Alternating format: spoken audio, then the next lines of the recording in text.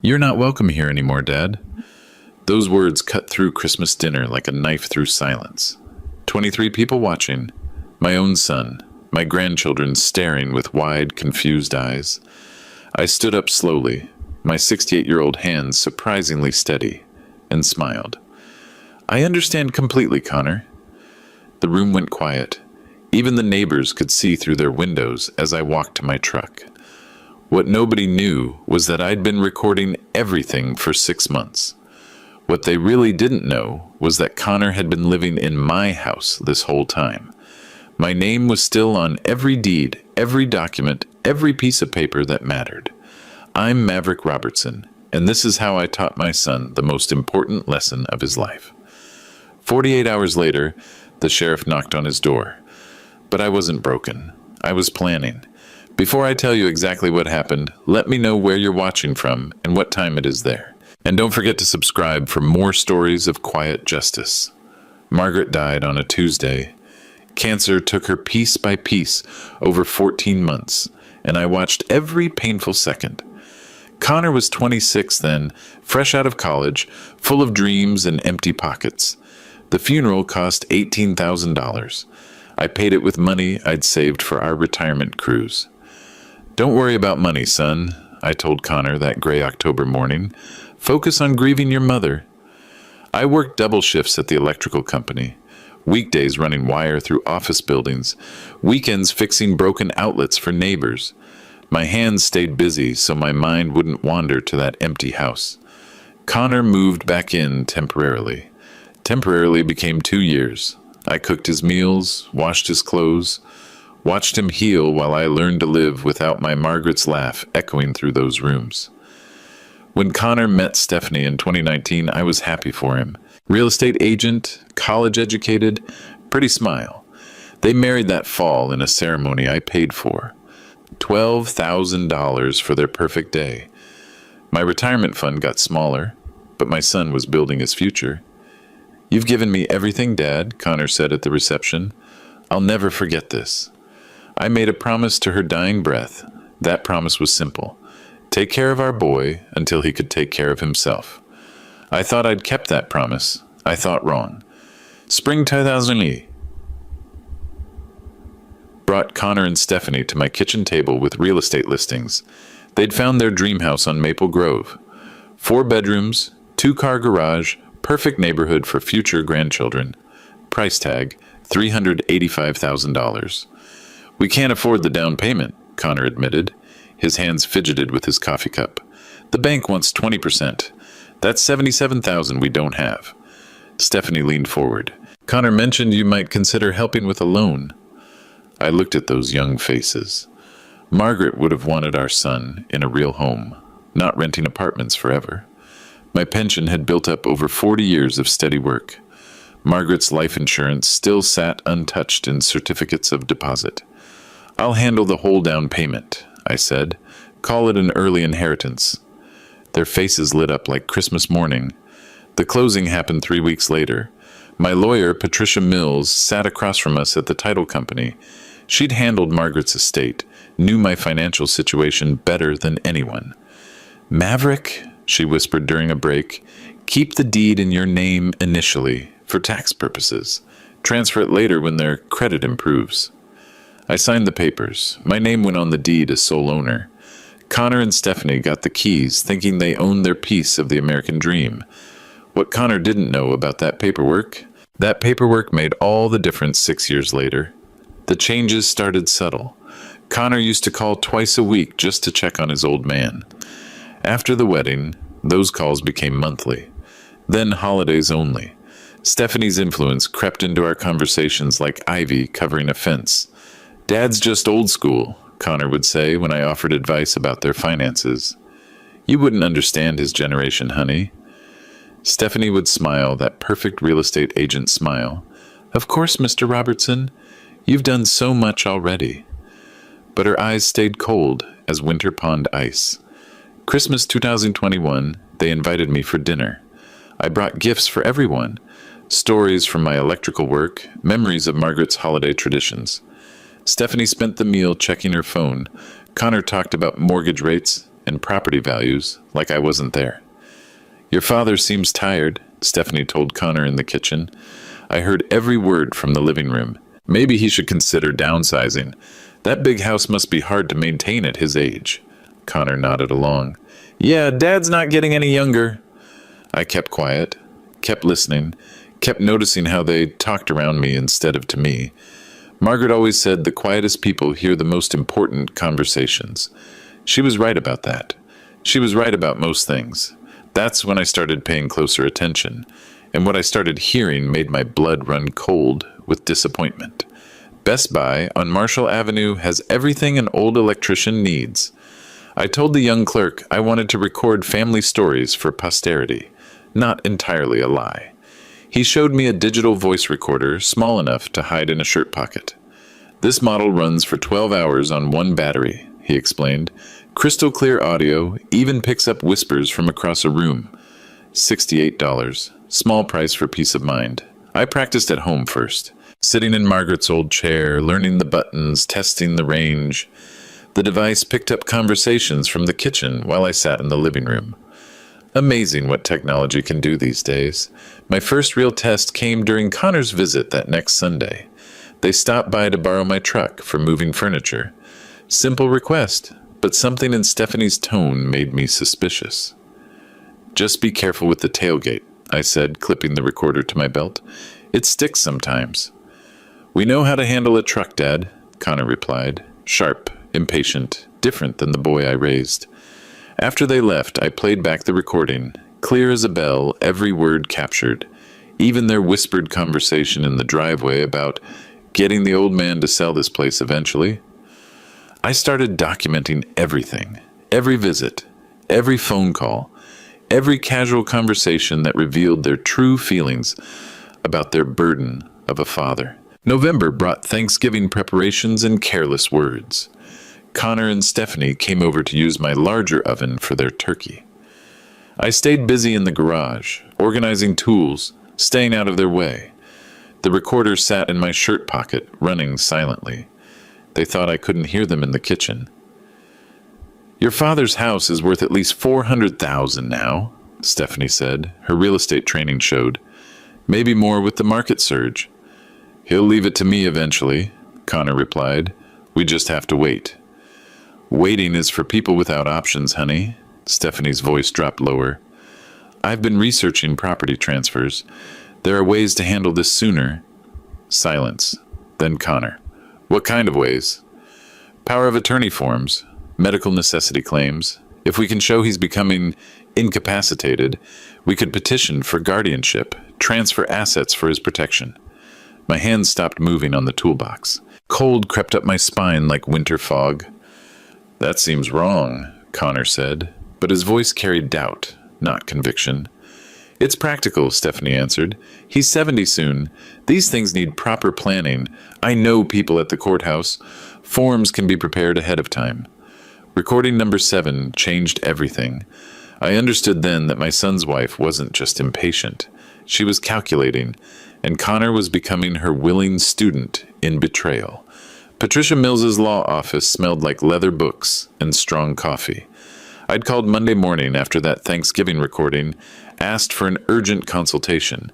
Patricia had handled Margaret's affairs, understood family complexities. Maverick, you look troubled, she said, gesturing to the chair across from her mahogany desk. What can I do for you? I played the Thanksgiving recording. Patricia's expression grew darker with each word. When Stephanie's voice mentioned guardianship fraud, Patricia's pen snapped in her grip. This is elder abuse conspiracy, Patricia said, the planning stage of financial exploitation, and it's all documented. She opened a thick file folder. Fortunately, you made smart choices in 2020. The house deed remains in your name. Connor has no legal claim to your property. Relief flooded through me like warm sunshine after winter. But they can still cause problems, Patricia continued. False medical claims, forged documents, fraudulent power of attorney forms. We need more evidence, more recordings, a clear pattern of intent. Patricia handed me a business card for a private investigator. If they forge your signature on anything, we'll have criminal fraud charges. Keep recording, keep documenting. When they make their move, we'll be ready. Patricia's advice was crystal clear. Build the case methodically. Let them expose their intentions fully. Then strike with overwhelming evidence and legal authority. 6 months of systematic recording painted a picture I wished didn't exist. Every Sunday visit, every phone call, every casual conversation revealed layers of disrespect and calculation I'd never imagined from my own son. Recording 15. Connor complaining about wasting gas money visiting the old man every week. Recording 23. Stephanie coaching Connor on keeping dad dependent so he doesn't make rash decisions about the house. Recording 31. Connor agreeing that dad's getting forgetful, probably early dementia setting in. I wasn't forgetful. I was heartbroken.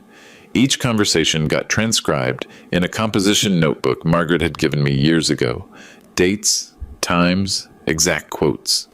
Patricia insisted on documentation beyond the audio files. Juries like paperwork, she said. Makes things feel official. Stephanie's real estate connections proved useful for their schemes. She brought deed transfer forms to 3 different Sunday dinners just for Dad to review when he's ready. Always left them on my kitchen counter, always with helpful sticky notes showing where to sign. I never signed anything, but I kept every form. Evidence of intent to defraud. Connor's participation grew bolder each month. He started making comments about my driving, my memory, my ability to manage household finances. By Thanksgiving, I had everything I needed. 52 recordings, 16 attempted fraud documents, 1 composition notebook full of documented elder abuse. My son and his wife had built their own prison with words. December arrived with new indignities. Connor started making lists, not suggestions, commands. Dad, Stephanie made a list of things you can help with this week, Connor said, handing me a folded paper. The gutters need cleaning, the driveway needs sealing, and the garage could use organizing. I read the list. 12 tasks, all physical labor, all at their house. The house I'd bought them. These are big jobs for a 68-year-old man, I said carefully. You're still strong as an ox, Connor replied. Besides, you don't have anything else going on. Retired people need projects. Stephanie appeared from the kitchen, wiping her hands on a dish towel. Mr. Robertson, we really appreciate you helping out. It saves us so much money on handyman services.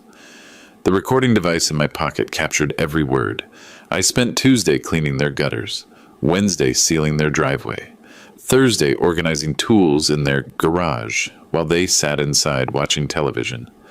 My back ached, tight. My hands cramped from gripping unfamiliar tools. But I kept working, kept recording, kept building evidence. Their friends started noticing. Karen and Bill Mitchell lived next door, watched me working alone while Connor and Stephanie relaxed. Shouldn't your son be helping? Karen called over the fence. Oh, Dad insists on doing everything himself, Stephanie answered from the porch. He's very particular about how things get done. But the worst was yet to come, because serving as their unpaid handyman was just the beginning of their plan to make me feel worthless and dependent. Thanksgiving 2024 showcased my new status in the family hierarchy. Stephanie's parents flew in from Phoenix. Her college friends drove down from Minneapolis.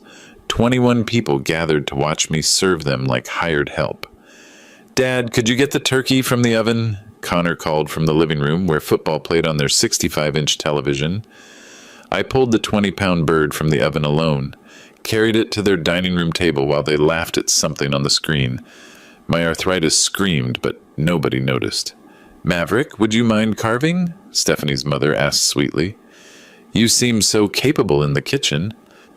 I carved turkey for 21 people, served plates, filled water glasses, cleared empty dishes, washed pots while they enjoyed coffee and dessert in the living room. Stephanie's college friend Janet watched me scrubbing their roasting pan. Is that your father? She whispered to Stephanie. Yes, he loves helping out, Stephanie replied. Keeps him busy now that he's retired. We worry he'd just sit around otherwise. More laughter from the television. More dishes appearing beside the sink. Connor found me at 10 p.m. still cleaning their kitchen. Thanks for all your help today, Dad. Really took the pressure off us with hosting. No offer to help. No acknowledgement of the 8 hours I'd spent serving his guests. Recording 43 captured their real thoughts. After I left, they discussed their success. Dad didn't complain once, Connor told Stephanie. He's finally accepting his place here. Bank statements tell stories when you know how to read them. December's credit card bill showed charges I hadn't made. Home Depot, $437. Best Buy, $862. Target, $315. All purchases at stores near Connor and Stephanie's house. All on dates when I'd been working at their property. I called the credit card company's fraud department. The woman on the phone sounded bored until I mentioned elder abuse. Sir, these charges were made with chip and PIN verification, she explained. Someone would need physical access to your card and PIN number. My wallet sat on Connor's kitchen counter every day I worked there, right next to my jacket, right where anyone could photograph both sides of my cards. I drove to their house that afternoon with my recorder running, knocked on the front door like always. Dad? Connor seemed surprised. We weren't expecting you today. Just wanted to check if you needed any help with weekend projects, I said. Stephanie appeared wearing a new winter coat. Designer brand. Expensive. Love that coat, I commented. Must have cost a fortune. Oh, this old thing, Stephanie laughed. Connor surprised me. Said I deserved something nice after all my hard work lately. $862 at Best Buy. The exact amount charged to my card 3 days earlier. The paper trail told the whole story. Credit card fraud, identity theft, financial elder abuse. Every charge documented with dates, amounts, and locations that prove theft beyond any reasonable doubt. December 20th brought Connor's phone call. Formal. Stilted. Like calling a business acquaintance. Dad, we'd like you to join us for Christmas dinner, Connor said. Stephanie's family will be here, so dinner's at 3 sharp. Don't bring anything, we've got everything handled. What should I bring for the grandchildren? I asked. Nothing expensive. They have enough toys already. The conversation lasted 90 seconds. No warmth, no excitement about family gathering, just logistical information delivered with cold efficiency. I spent Christmas Eve wrapping presents for grandchildren I barely knew anymore. 8-year-old Emma, who used to sit on my lap while I read stories. 6-year-old Jake, who helped me feed birds in my backyard. Now they called me Grandfather Maverick, like I was a stranger in a suit. Christmas morning, I dressed carefully. Clean shirt, pressed pants, Margaret's favorite tie. The recording device sat in my jacket pocket, fully charged. Memory cleared for whatever conversations might unfold. I chose gifts, thoughtfully. Art supplies for Emma, building blocks for Jake. Nothing expensive, following Connor's instructions, but items that might spark creativity and joy. The drive to their house took 12 minutes. 12 minutes to prepare for what I somehow knew would be my last Christmas with Connor's family. Their driveway was full of cars. Stephanie's parents' rental sedan, her brother's pickup truck, friends' vehicles lining the street. Christmas morning, I knew it would end badly, because people planning betrayal always get careless around holidays, always assume their victims won't fight back, always underestimate quiet men with long memories. 23 cars lined Maple Grove Street. I parked 3 houses away, walked slowly up the driveway I'd sealed myself in September. The recording device clicked on as I approached their front door. Connor answered before I knocked. Hey Dad, come on in. No hug, no Merry Christmas, just neutral acknowledgement like I was delivering groceries. Their living room buzzed with conversations I wasn't included in. Stephanie's parents held court near the fireplace, sharing stories about their Arizona retirement community. Her college friends clustered around the kitchen island, wine glasses in hand, discussing property markets and investment opportunities. Emma and Jake sat in the corner, already surrounded by open presents. Mountains of expensive toys, electronic games, designer clothes. My carefully chosen art supplies looked shabby beside their abundance. Grandfather Maverick, Emma called politely. Thank you for the presents. No excitement. No running to hug me like she used to, just polite acknowledgement coached by parents who'd trained her to maintain distance. Stephanie appeared wearing another new outfit. Cashmere sweater, designer jeans, jewelry that caught the Christmas lights. Mr. Robertson, so glad you could make it. The kitchen could use some attention if you don't mind helping out. Not a request, an assignment. I found their sink full of breakfast dishes, preparation bowls, serving platters waiting to be washed. 23 people's worth of Christmas morning cleanup. No one else in the kitchen. No offers to help. Just me and the dirty dishes while their families celebrated in the next room. The recorder was already running. 2 hours of dishes. Pots from Christmas morning breakfast. Serving bowls from appetizers. Wine glasses from pre-dinner cocktails. My hands pruned in hot dishwater while laughter echoed from their living room. "Maverick's such a blessing," Stephanie's mother announced loudly enough for everyone to hear. "So helpful in the kitchen. You're lucky to have such a dedicated father, Connor." "Yeah, Dad likes staying busy," Connor replied. "Retirement can be boring otherwise." Their conversation continued without me. Investment strategies, vacation plans, real estate market predictions, topics I understood but wasn't invited to discuss. Emma appeared beside the sink around 4 o'clock. "Grandfather Maverick, are you coming to open presents?" "As soon as these dishes are finished, sweetheart," I said, scrubbing their roasting pan. "Mommy said you like washing dishes because you're used to being alone," Emma said innocently. My hands stopped moving. Used to being alone. Like isolation was my natural preference instead of their systematic exclusion. "Go play with your new toys," I said gently. "I'll be there soon." But I wouldn't be there soon. More dishes appeared constantly. More wine glasses, more appetizer plates, an endless stream of cleanup that kept me separated from family conversations. Stephanie checked on my progress periodically. "You're doing great, Mr. Robertson.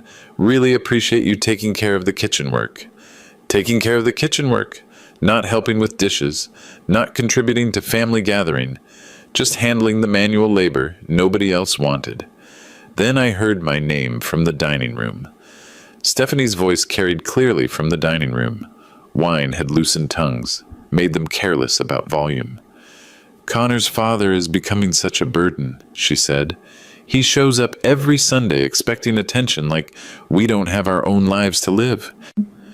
"Elderly parents can be challenging," her college friend Janet replied. "My mother went through a clingy phase before we found her a nice assisted living place." "That's exactly what Connor and I have been discussing," Stephanie continued. "There are some beautiful senior communities in the area, much more appropriate for someone his age." Connor's voice joined the conversation. "Dad gets confused about boundaries sometimes, thinks he can just drop by whenever he wants. We've talked about setting firmer limits." My hands gripped the dish towel tighter. Confused about boundaries, like visiting my son once a week was inappropriate behavior. "The house situation complicates things," Stephanie added. "He's living in that big place all alone, not really capable of maintaining it properly. We're concerned about his safety." "Could you convince him to sell?" Janet asked. "We're working on it," Connor said. "Stephanie's been handling some of the paperwork to make transitions easier when the time comes." Paperwork. The deed transfer form she'd been leaving on my counter for months. Recording 52 would be the last one needed. Because I'd just heard them confess to conspiracy, elder abuse planning, and intent to commit fraud. All captured in crystal clear digital audio while they thought I was safely isolated in their kitchen. 5:30 brought the moment I'd been dreading and expecting. Connor appeared in the kitchen doorway, his face set with determination that looked rehearsed. "Dad, we need to talk," Connor said. I dried my hands slowly, followed him to the living room, where 23 people sat in uncomfortable silence. Stephanie's family, Connor's friends, my grandchildren watching with wide, confused eyes. "Dad," Connor began, his voice carrying across the room, "we've been discussing some changes that need to happen." Everyone stared. Fork clattered against someone's plate. Wine glass clinked as it hit a table. "You're not welcome here anymore," Connor continued. "Stephanie and I have decided we need space from your constant visits and demands for attention." The words hit like physical blows. Not welcome. In the house I'd bought them. At Christmas dinner with my grandchildren. After 8 hours of washing their dishes and serving their guests. "I understand completely, son," I heard myself say. My voice stayed steady somehow. Calm. Almost grateful. Connor looked surprised by my response. Stephanie smiled that real estate agent smile, satisfied with her successful manipulation. "You'll always be welcome to call before visiting," Stephanie added. "We just need better boundaries going forward." Jake started crying quietly. Emma stared at her hands. The other guests studied their plates, uncomfortable with the public family drama. I walked through their dining room, past their Christmas tree, toward their front door. 23 people watched me leave in silence. As I walked to my truck, the December air bit at my cheeks as I walked down their driveway. Behind me, their house glowed with Christmas lights I'd helped hang in November. Warm yellow windows showed silhouettes of family I was no longer welcome to join. Karen Mitchell stood at her mailbox, pretending to check for late deliveries. Her neighbor's radar had picked up the tension from inside Connor's house. "Everything all right, Maverick?" she called softly. "Everything's perfect, Karen," I replied, surprising myself with how true that felt. "Better than perfect, actually." My truck started easily despite the cold. The heater began warming my hands as I pulled away from Maple Grove Street. In my rearview mirror, Connor's house grew smaller until the Christmas lights became just another neighborhood decoration. The recording device in my pocket had captured everything. Every cruel word, every calculated dismissal, every public humiliation witnessed by 23 people who now knew exactly what kind of man my son had become. I drove home slowly, Christmas music playing on the radio, my heart lighter than it had been in months. Margaret's picture smiled at me from the dashboard where I'd kept it since her funeral. "You would have been proud of how I handled that," I told her picture. No shouting, no scene, just quiet dignity while they destroyed themselves with their own words. What they didn't know was Monday would change everything, because quiet men who work with electricity understand power, how it builds slowly, how it travels through unexpected circuits, and how it delivers exactly the voltage needed when the switch finally gets thrown. Sunday night found me at Margaret's old kitchen table with 6 months of evidence spread like a roadmap to justice. 52 audio files transferred to my laptop, each recording labeled with date, time, and summary of contents. The composition notebook opened to pages of transcribed conversations. Recording 1 through 15. Gradual pattern of disrespect and dismissal. Recording 16 through 30. Stephanie's coaching Connor on manipulation tactics. Recording 31 through 45. Financial fraud planning and execution. Recording 46 through 52. Elder abuse conspiracy and property theft schemes. The timeline painted a picture more damning than I'd imagined. This wasn't sudden greed or momentary weakness. This was systematic, calculated elder abuse that had been building for months. Patricia's business card sat beside the laptop. I'd called her emergency number from the truck, left a voicemail requesting Monday morning consultation. Elder law attorneys understand urgency when family betrayal reaches crescendo. The credit card statements formed their own pile of evidence. $12,000 in unauthorized charges over 6 months. Each fraudulent purchase documented with location data that placed Stephanie near the stores during every transaction. Connor's signature appeared on 3 deed transfer forms. Forged. I'd never signed any documents transferring property ownership, but someone had practiced my signature until the forgeries looked convincing. Margaret's jewelry box sat open beside the legal documents.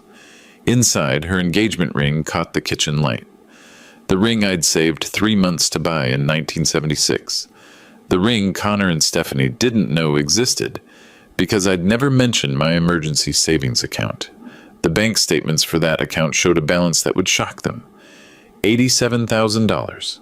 Margaret's life insurance money untouched for 6 years, earning steady interest while I lived modestly on my pension. Patricia had prepared me for this moment. And she'd warned me that family fraud cases require overwhelming evidence to overcome emotional bias. Juries want to believe families love each other. Judges hesitate to destroy relationships over money. But evidence doesn't lie, and I had evidence enough to fill a courtroom. Patricia Mills arrived at her law office at 7 Monday morning. I was waiting in the parking lot, box of evidence on my passenger seat, determination replacing the heartbreak I'd carried home from Christmas dinner. Maverick, she said, unlocking her office door. Your voicemail sounded urgent. It is, I replied, following her inside. They made their move yesterday, all of it recorded. Patricia's office felt like a sanctuary after 36 hours of emotional turmoil. Leather chairs, law books, photographs of successful cases lining her walls. Places where justice lived and breathed and won. I played recording 52 first. Stephanie's voice discussing paperwork transitions and Connor agreeing to firmer boundaries. Then recording 51, their Christmas Eve phone conversation about limiting my access to grandchildren. Patricia's face grew darker with each playback. This is textbook elder abuse conspiracy, she said, taking notes in her legal pad. Financial exploitation, emotional manipulation, social isolation, and it's all documented. She reviewed the forged deed transfer forms with magnifying glass precision.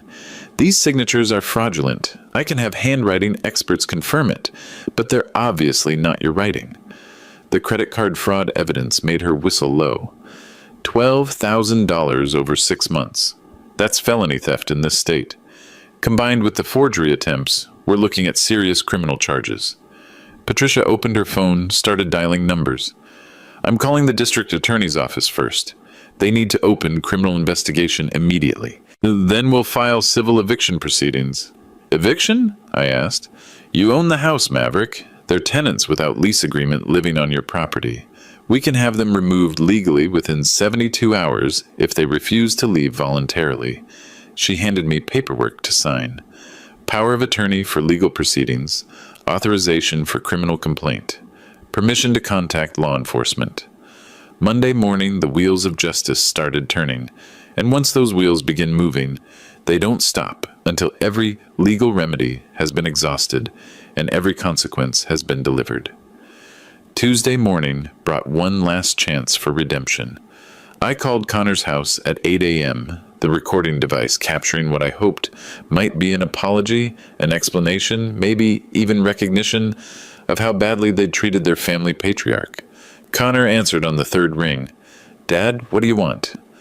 I wanted to talk about yesterday, I said carefully. See if we could work things out before things go too far.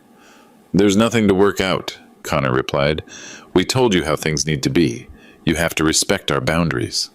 Stephanie's voice came clearly through the phone.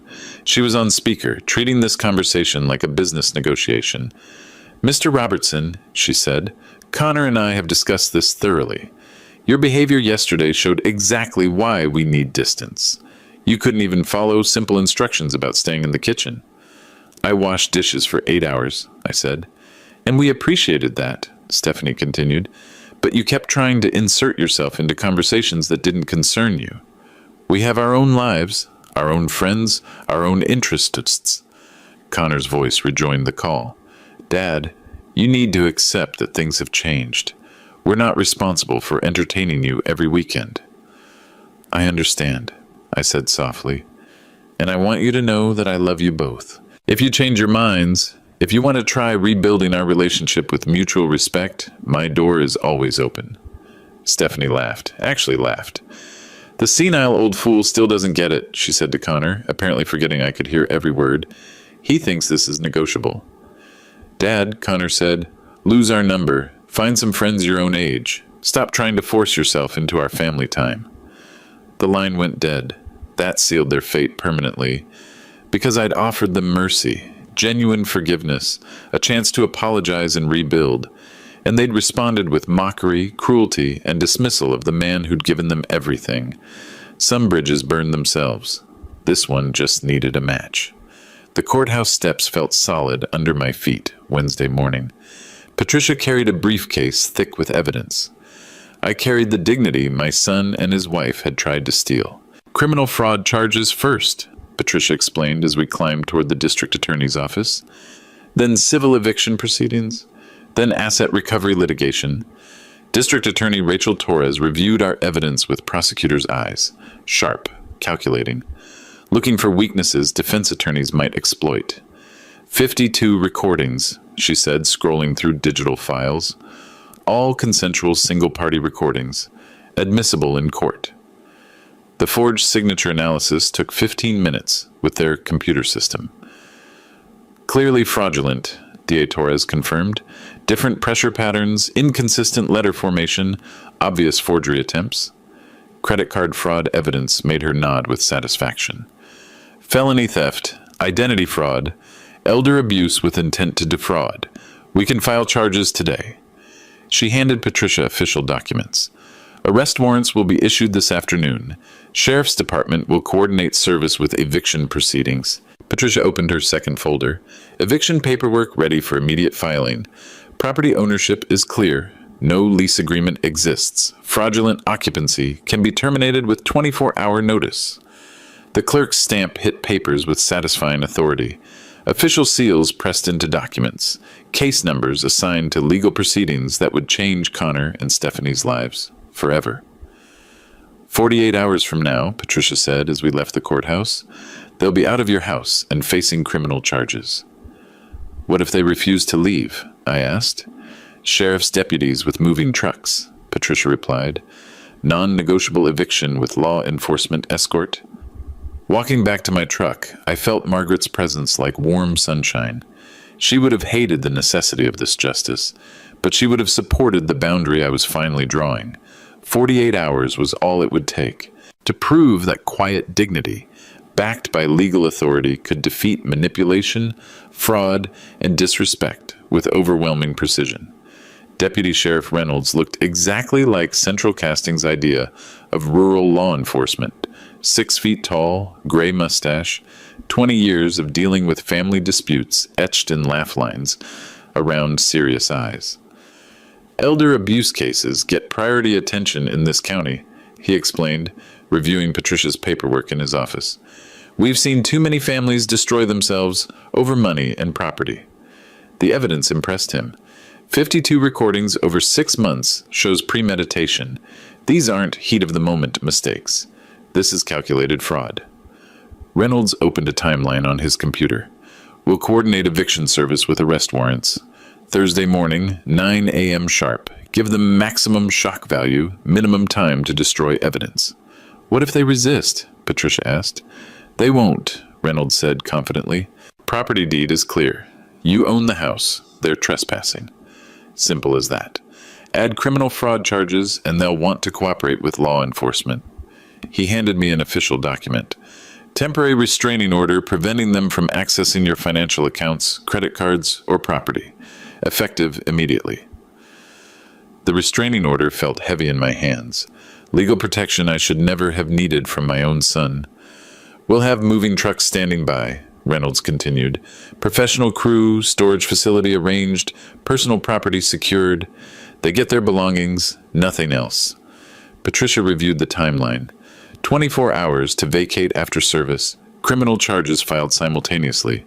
Asset freeze in effect. What about the grandchildren? I asked. Child Protection Services will be notified, Reynolds said gently. Not because they're bad parents, but because financial crimes can disrupt family stability. Better to have support systems in place. Tuesday morning would bring surprises. That phrase kept echoing in my mind as we finalized details. Surprises for people who thought they'd successfully manipulated a lonely old man into accepting disrespect and theft. Sometimes surprises come with badges, warrants, and moving trucks. First National Bank's fraud department moved with impressive efficiency. Wednesday afternoon, Regional Manager Sarah Chen met me in her private office. Patricia's legal documents spread across her mahogany desk. $12,000 in unauthorized charges over 6 months, Sarah confirmed, reviewing credit card statements. Clear pattern of identity theft and elder financial abuse. The evidence was overwhelming. Transaction locations matched Stephanie's shopping patterns.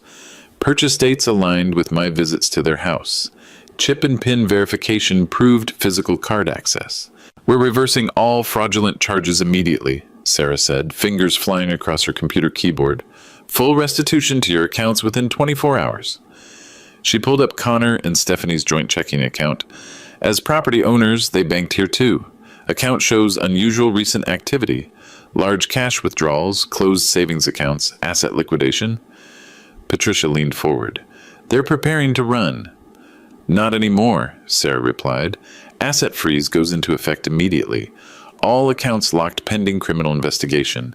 They can't access funds, transfer money, or close accounts. The restraining order gave bank legal authority to prevent further theft. Account monitoring would alert police to any attempted transactions. Sarah handed me new credit cards. Emergency replacements with different numbers. Your old cards are permanently canceled. New PIN numbers, enhanced security features. What happens to their mortgage payments? I asked. That becomes your decision, Sarah said. You own the property. You can assume the mortgage, pay it off, or let foreclosure proceedings begin. Patricia made notes in her legal pad. We'll discuss options after eviction. First priority is removing them from your property. They would discover their cards declined when they tried to buy lunch Thursday morning, when Stephanie attempted shopping for stress relief, when Connor needed gas for what they probably hoped would be an escape trip. Financial isolation feels just as devastating as social isolation. Now they would understand both. Allied Moving Services specialized in court-ordered relocations. Manager Tom Bradley had handled hundreds of eviction situations, understood the delicate balance between legal authority and human dignity. Sheriff's escort, 24-hour notice, personal property only, Tom confirmed, reviewing our service order. Standard protocol for fraud-related evictions. 3 professional movers, 2 trucks, 1 storage unit rented for 6 months. Connor and Stephanie's belongings would be carefully packed, respectfully handled, securely stored. What if they refused to cooperate? I asked. Law enforcement handles resistance, Tom replied. We focus on protecting personal property. Everyone deserves their belongings, regardless of legal circumstances. The storage facility sat across town from Connor and Stephanie's social circle. Anonymous location, basic security, monthly rental they could afford on reduced income. Tom handed me facility paperwork. Rental agreement in your name initially. They can transfer ownership when they provide legitimate contact information. Patricia reviewed the timeline. Moving crew arrives Thursday at 10 a.m. Sheriff serves papers at 9. 1 hour for shock to settle, then systematic packing begins. How long for complete relocation? I asked. Full household 4 to 6 hours, Tom said. We're efficient but thorough. Don't want belongings damaged because of rushed timeline.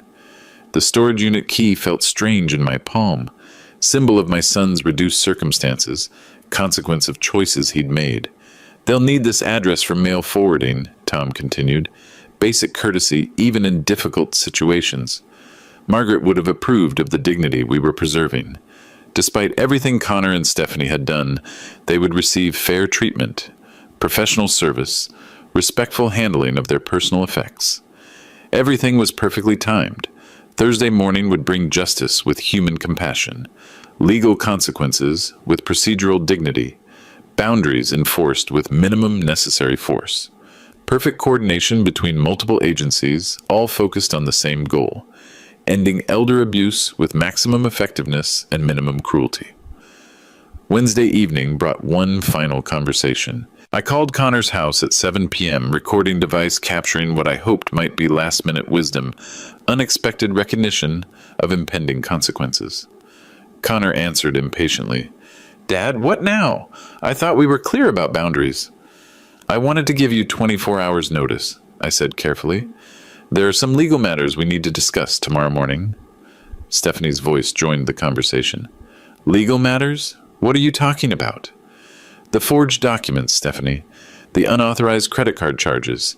The elder abuse planning I've been recording for 6 months. Silence, then nervous laughter. Dad, you're being paranoid, Connor said. Nobody's abused you. We just needed some space. I have 52 recordings, I continued. Every conversation about guardianship fraud, property theft, financial exploitation, every cruel comment about the senile old fool who doesn't understand boundaries. More silence. Whispered conversation with hands over phone receiver. Stephanie came back on the line, her real estate agent voice replaced by something sharper. You can't use recordings without permission. That's illegal. Single-party consent state, I replied. Perfectly legal when one participant knows about recording. I checked with my attorney. Connor's voice cracked slightly. Your attorney? Patricia Mills, elder law specialist. very experienced with family fraud cases.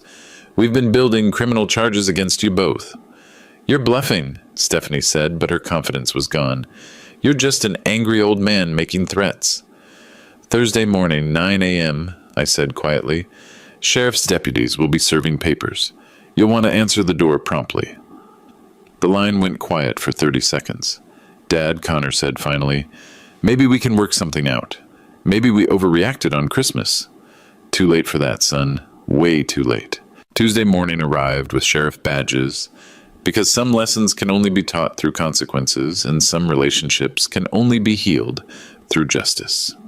Thursday morning, December 28th, 9 a.m. sharp, 3 patrol cars pulled into Connor and Stephanie's driveway with the quiet authority that announces serious legal business.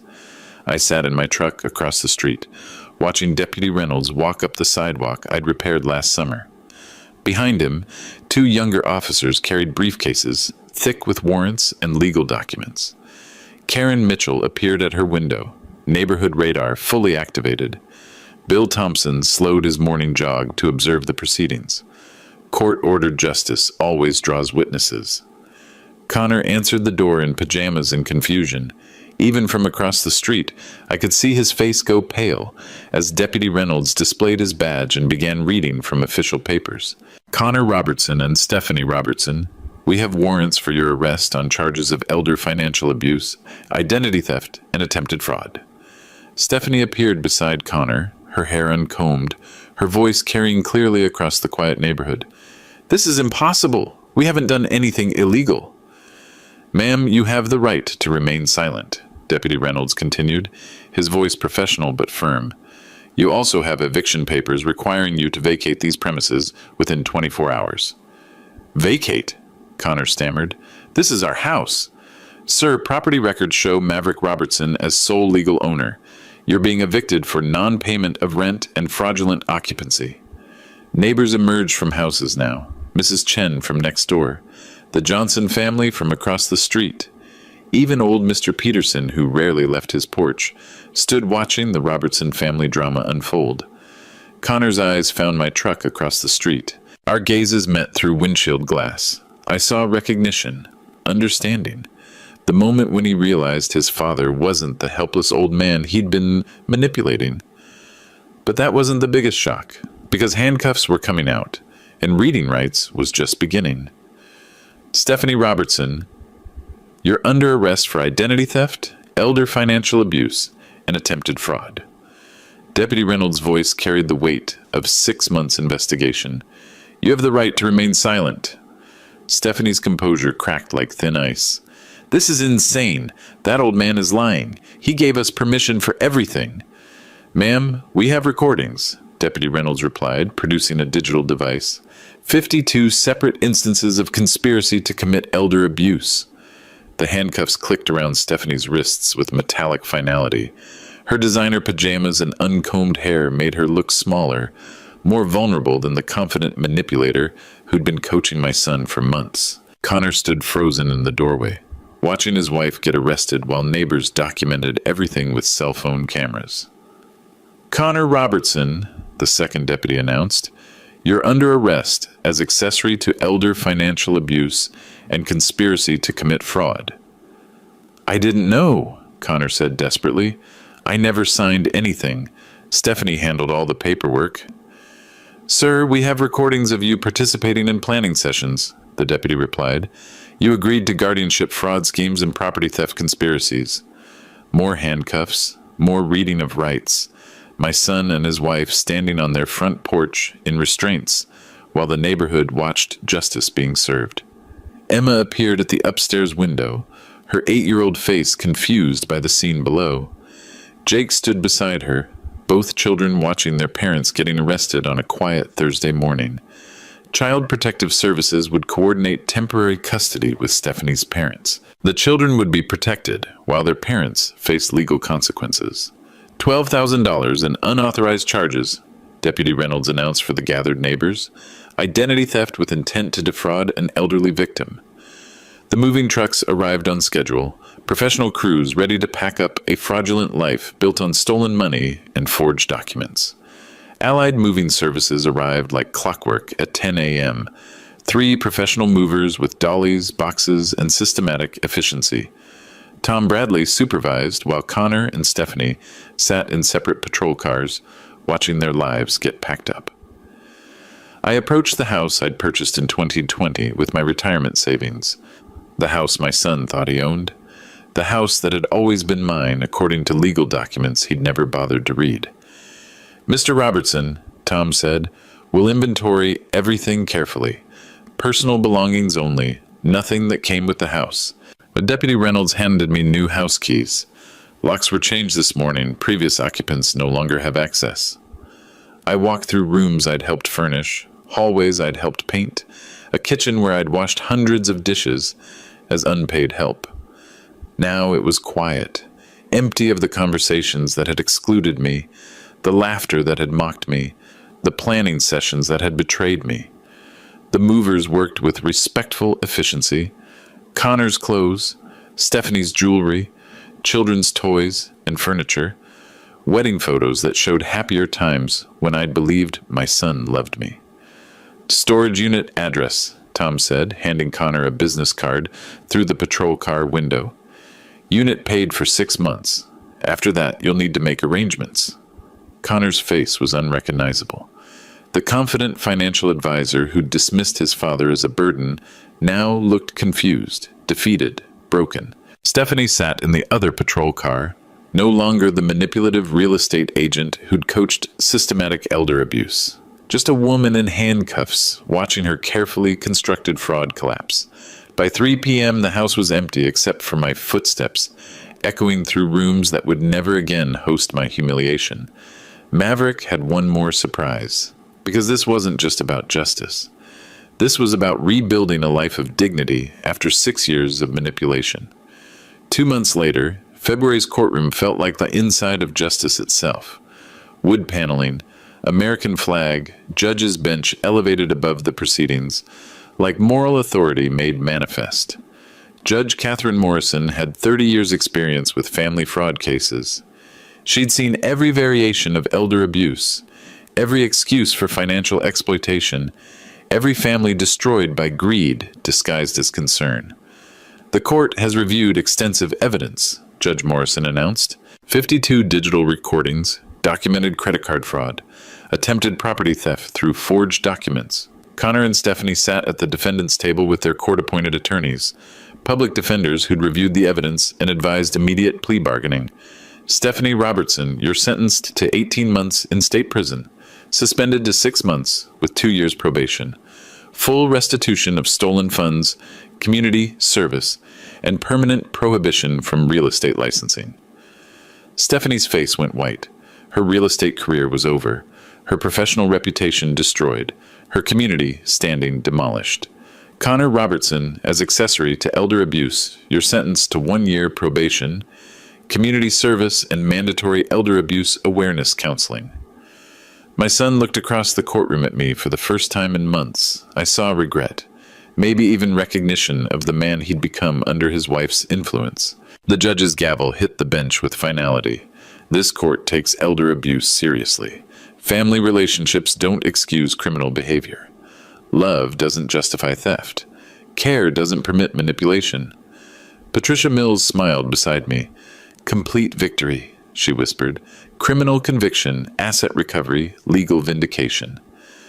Outside the courthouse, fresh February air carried the scent of justice served and dignity restored. The judge's sentencing was decisive, and my son had learned the most expensive lesson of his life. Respect isn't inherited through bloodlines, it's earned through character. The State Real Estate Commission moved swiftly once criminal convictions became public record. Stephanie's license revocation hearing lasted 30 minutes. Open and shut case of professional misconduct. License revoked permanently, Commissioner Walsh announced. Fraudulent document preparation, identity theft, elder abuse conspiracy, behavior incompatible with real estate professional standards. Connor's financial advisory firm handled his termination more quietly. No hearing, no public statement. Just a brief email explaining his resignation for personal reasons and immediate removal from client accounts. Professional reputations die hard and fast when criminal fraud makes headlines. Neither Connor nor Stephanie would work in financial services again. Background checks would flag their convictions for years to come. Their social circle learned the truth through courthouse reporting and neighborhood gossip. Stephanie's college friends who'd watched me wash dishes at Christmas now understood why. Connor's professional contacts, who'd heard him mock his senile father, now knew the real story. Karen Mitchell stopped by my house with apologies and cookies. "We should have said something sooner," she admitted. "We could see how they treated you." "You weren't responsible for my family's choices," I replied. "But thank you for caring." Other neighbors followed with similar visits. Support I hadn't realized existed. Community recognition that elder abuse had been happening right next door. The local newspaper ran a feature story about elder fraud awareness. My case became educational example without using real names. Teaching moment about family manipulation and legal protection for vulnerable adults. Patricia Mills used our victory in her elder law presentations. Anonymous case study showing how evidence collection and legal preparation could defeat even sophisticated fraud schemes. Their social circle learned the truth about what really happens when families prioritize money over love, convenience over respect, manipulation over honest relationships. The neighborhood rallied with unexpected warmth. People I'd barely known for years suddenly appeared with dinner invitations, offers to help with yard work, genuine concern for my well-being. "We always wondered about those Sunday visits," admitted Mrs. Chen from next door. "You looked so tired afterwards, but we didn't want to interfere with family business." Bill Thompson stopped his morning jogs to check on me. "Should have trusted our instincts," he said. "Family doesn't make someone wash dishes for 8 hours while everyone else relaxes." Even young families reached out. The Hendersons with twin toddlers offered snow removal services. The Martinez family invited me for their Sunday barbecues. Genuine inclusion replacing the forced obligations I'd endured at Connor's house. My church, St. Mark's Lutheran, embraced me like the family I'd lost. Pastor Williams asked me to share my story during Elder Protection Sunday. Anonymous testimony helping other families recognize manipulation warning signs. "Elder abuse hides in plain sight," I told the congregation. "It looks like helpful adult children managing aging parents. It sounds like concern for safety and financial security. It feels like love until you recognize the pattern." The response overwhelmed me. Handshakes, hugs, invitations to coffee. People sharing their own stories of family dysfunction and boundary struggles.